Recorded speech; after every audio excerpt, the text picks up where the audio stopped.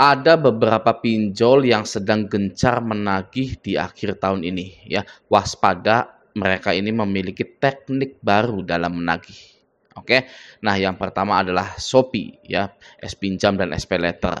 Yang kedua Kredivo, ketiga Aku Laku, yang keempat Kredit Pintar, dan yang kelima ada Kami. Oke. Saya mendapatkan info ini dari seseorang yang baru saja galbay 5 pinjol ini ya. Sebenarnya dia nggak 5 tapi ada 12 pinjol yang digalbaikan. Ya sebenarnya lagi tidak hanya 5 pinjol ini saja yang gencar menagih, semua pinjol di akhir tahun itu gencar menagih sebenarnya. Ya, namun yang harus diwaspadai adalah teknik baru dalam menagihnya. Tapi bisa kita atasi dengan mudah teknik-teknik baru penagihan dari DC-DC pinjol tersebut. Gitu ya. Sangat mudah sekali untuk menepis teknik-teknik baru dari DC-DC pinjol. Apa caranya? Caranya adalah dengan tidak meladeni penagihan dari DC-DC tersebut, gitu ya. Solusi klise tapi sangat ampuh sekali. Oke? Solusinya klise, solusi 2 tahun, 3 tahun yang lalu, gitu ya. Tapi masih ampuh sampai sekarang, dan banyak yang tidak memakai hal tersebut, ya.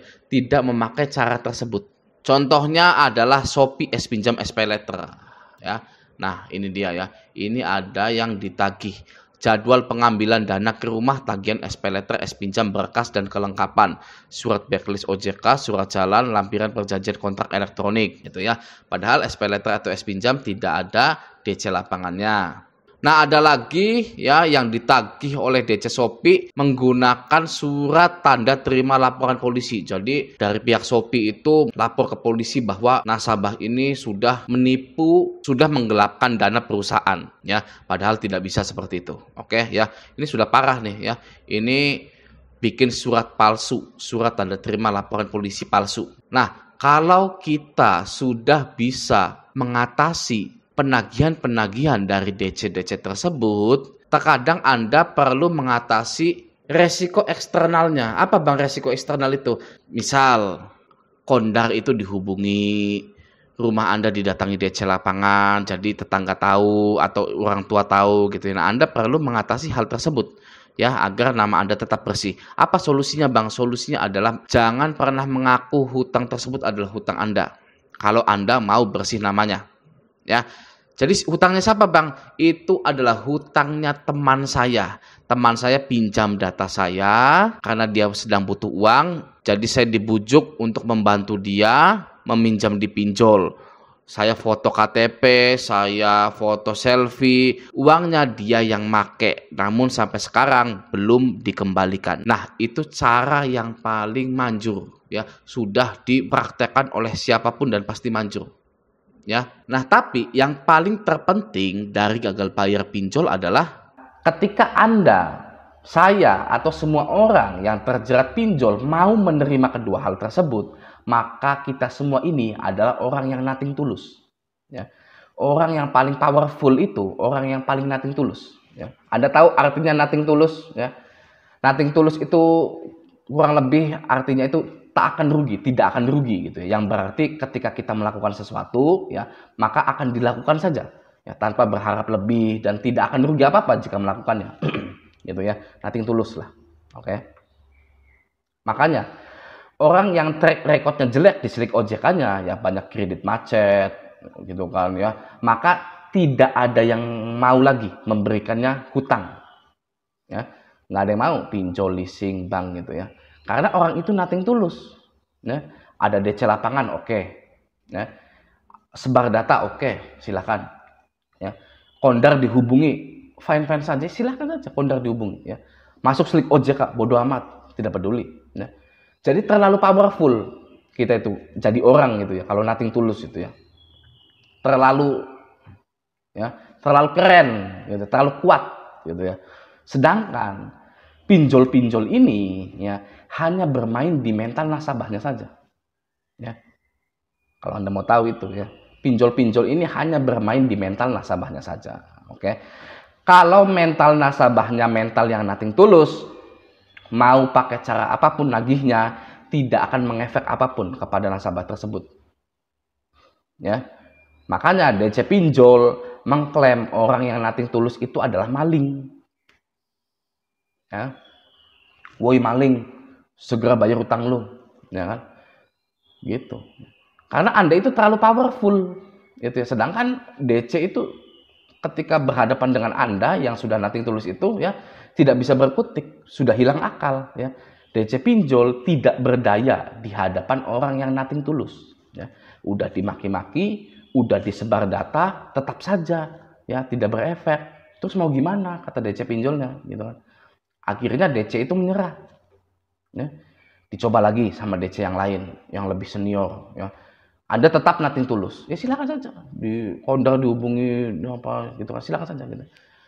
Ya, Anda DC itu menyerah, gitu ya. Data Anda dikasih lagi yang lebih senior lagi, ya kan? DC yang lebih senior lagi yang sudah bangkotan, sudah tua, misalnya gitu ya. Anda tetap nothing tulus, DC itu kalah lagi, ya. Sudah, tidak ada yang bisa menagih Anda. Maka Anda itu menjadi orang yang paling dihindari oleh DC pinjol. Ya, Anda itu ya paling dihindari oleh DC pinjol itu. Nggak mau DC pinjol itu nagih Anda itu nggak mau. Ya. Karena nggak ada hasilnya, gitu ya. DC pinjol tidak bisa berbuat apa-apa ke Anda. Oke? Nah, seperti yang sudah saya sebutkan di atas, konsekuensi galbay pinjol itu malu dan takut adanya DC lapangan ya. Cara mengatasinya, jika Anda malu, ya, Anda harus tahu dulu Anda malunya di mana, ya. Tenangkan dulu pikiran Anda, ya. Saya galbay pinjol, wah saya malu nih. Malunya ke siapa? Yang spesifik, gitu loh, ya. Jangan malu, ruwet pikirannya, gitu kan. Yang spesifik, malunya ke siapa, gitu kan? Ya, ke orang tua, ke teman kantor, tetangga, kemana malunya? Ya. Ketika Anda sudah tahu Anda malunya di mana, ya, siapkan beberapa drama. Ya, drama yang paling ampuh, nih saya kasih tahu ya, saya lagi-lagi saya ulang sebenarnya ya. Drama yang paling ampuh itu adalah data saya dipakai atau dipinjam oleh teman saya. Ya, jadi tidak ada lagi alasan, Bang, tapi kan ada foto saya saat pengajuan gitu ya. Oh, data saya dipinjam, loh tapi kok ada foto saat pengajuannya? Ya iyalah, ya. Karena teman saya meminjam data saya, otomatis dia juga butuh foto saya, ya kan? Sama seperti di leasing di bank, gitu kan? Uangnya bukan untuk Anda, tapi nama Anda, data Anda yang maju untuk pengajuan. Anda difoto, usaha Anda difoto, gitu. Tapi uangnya kan buat teman Anda, gitu kan ya? Oke, dramanya itu Anda membantu teman Anda yang sedang kesusahan, gitu kan? Dan teman Anda berjanji ini setelah galbay ini ya, berjanji dalam 3 bulan dia akan membereskan semua hutang itu, gitu ya. Kenapa 3 bulan? Karena pinjol kebanyakan berhenti menagih setelah 3 bulan. Ya, Anda bilang misalkan ke HRD Anda gitu ya. Kalau ada yang cari saya, bilang udah resign, gitu. Kenapa? Gitu kan? HRD-nya nanya kenapa, gitu kan? Agar nomor kantor ini tidak ditelepon terus ya, nanti terganggu Bapak Ibu ya, karena penagihan telepon penagihan ini dari pinjol ini gitu.